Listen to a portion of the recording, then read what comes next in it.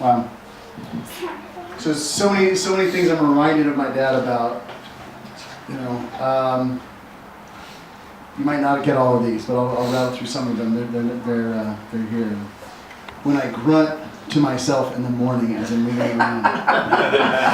If you were ever around my dad in the morning, and not just the morning, but particularly the morning, especially camping, you move around, whatever you're doing. He's grunting. You do something. And sometimes it'd be sing songs, but most of it would be grunting, I think. Very serious. So I find myself doing that. It's in the genetic code somewhere. I don't know. You know, when I need to get help through something, I think of my dad.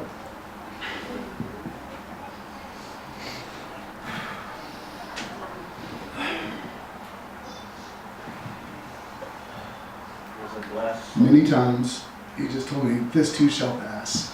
This too shall pass. So, And he was right. Although I doubt him right now. But he was right. You know, people ask me how I'm feeling, I think of my dad. I say, you know, compared to what? getting hit by a truck? What was it? Compared to what? Everything's relative, right? Everything's relative. How do I feel compared to what? Especially the past week. Don't bust your ass out there. I wrote this one. How many times did anybody hear my dad say, you know, like, you know, would you want to do this? You know, I'd rather have diphtheria. I don't know why that was his saying, but it was. You remember this one? Yes, I'd rather have diphtheria, right? What is diphtheria? I don't even know what diphtheria is. We're gonna have to You figure don't that want out. it. No. It's not good. Vaccine. You get a shot for It that. must be nasty. You know, I'm reminded, I don't even know if this is a joke technically, but my dad used to tell it about an optimist and a pessimist. The story about the optimist and pessimist kid. Does everybody remember this one from my dad? Go. It answers a bit of a bunch of, and I forget if it's set up as a psychological experiment or whatever, but they take an optimistic kid, a purely optimistic kid, and they put him in a room that's this high full of horse shit. And they take the pessimistic kid, they take the pessimistic kid, they put him in a room full of all the neatest toys and gadgets and the latest gear, and it's the neatest, and it's the latest, and the greatest, and it's the best stuff. Everything a kid could possibly want, which I don't even know what that is. My kids would have to tell me. So they leave him there for a day. They leave him there for, Great Dane is what my kids want. They leave him there for a day, and they come back, and they go to the pessimist room. He's got all the toys and everything anybody could want. He's crying, he's bawling his eyes out. They say, well, what's wrong? He's like, I'm afraid somebody's going to steal all my toys and things. And they go to the other room, the optimist kid, horse shit up to here, been in there for a day. Shit is everywhere. Shit's on the ceiling, shit's all over the kid. He looks like he dove into, on the walls, everything.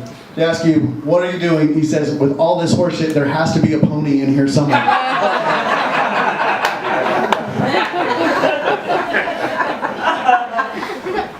And I tell that story because my dad was an eternal optimist. You know, Malcolm, if you haven't met Malcolm, my son-in-law to be, where is he? Where's He's still Malcolm? standing outside. Malcolm. Malcolm will call you out. Yeah, he's bringing my daughter wine. That's good job. Good job. Good job. So I'm sorry that, you know, I just got a chance to meet Malcolm, my son-in-law to be. His mother last summer, who was the most fantastic woman, and I was really, really looking forward to the day of my dad getting a chance to meet Co, because That would have been so. they would have really gotten along, and just fine and dandy. They could have had some good fireside chats for sure. And Co is on my Facebook and stuff, and she sees all these pictures. Like all I know, she says, is this guy was happy. He was happy, and he was enjoying life, and she never met him. She just seeing the stuff past Facebook. So I think, you know, that my dad he was definitely an optimist. Even though he grew up poor in Houston. Houston it was, right? I have this right? You know, he tells a story about joining the baseball team, you know, Little League baseball team. The coach said, take a bat. He said, coach to who? It was a rough neighborhood he grew up in. But you know, he was always an optimist, and I think my brothers and I, you know, gained that from him, and I appreciate that from him. You know, we went through periods of his career where we lived in a fancy house and had fancy cars, and periods where we definitely did not. And you know, it was a bit of a roller coaster. our house got smaller and smaller and we lived in crappier neighborhoods, whatever. And I remember him asking me once if that had an effect on me, he asked me. And I said, yeah, Dad, we're still together. And now that's a spirit that came from him. Like, wherever we're living, it doesn't really matter. Here we are, we're family, and the rest of it's just window dressing. So I appreciate that I got that from him. I'm reminded of my dad with humor, which he had a lot of, including, especially it seems, some self-deprecating humor. If I would have known I was going to live this long, I would have taken better care of myself. Oh, amen. I don't know how I use that one. He said that a lot. And then the nurse laid out all those things. The nurse did lay out a few things he should have done differently. He said that. When he was at his heavier, he kind of went up and down. When he was at his 400 pounds plus, he would say that, All the time. I don't know if I'm big, but small objects are orbiting me.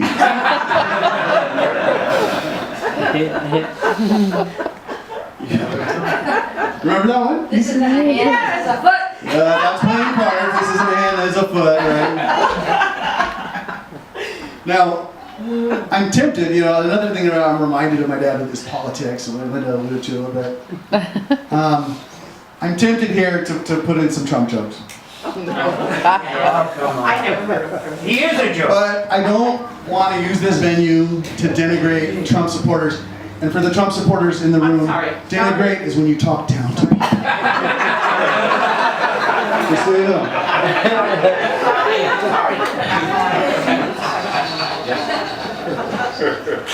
What the hell's a trump card? Now see, I debated that joke. I debated it hard. I talked with my family about it. I talked with my mom about it. I talked with a couple of you in this room about that joke. I don't know if I do that joke or not. It was a worry for Grandma Pig. Right? My mom said no.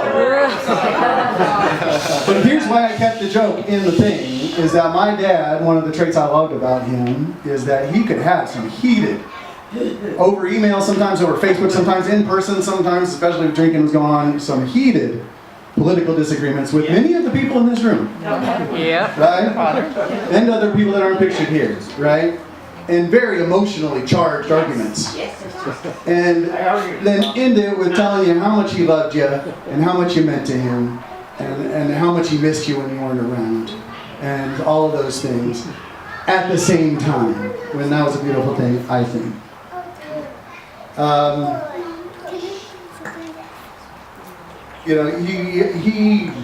I appreciated about him, his perspective. When the world does not make sense to me, I would ask him about it. He would say, Stephen, you just need to look at it like this. And that would just make so much sense to me. 90% of the time. There are some times I get angry. But I appreciate, him being there for me.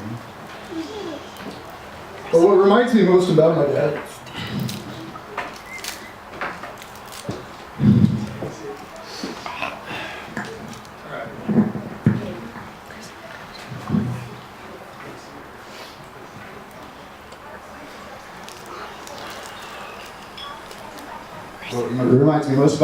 is when I look at my kids.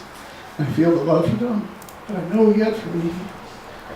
And I'd ask him, Dad, why are you looking at me like that? He'd say, because you're here and I can look at you. And he would feel that. My kids do the same. Dad, why are you looking at me like that? Volley does that. Sage does it too. Sometimes. Dad, why are you giving me that? What are you looking at? Because you're here, and because I love you. And that's when I know most about my dad. So, thank you all.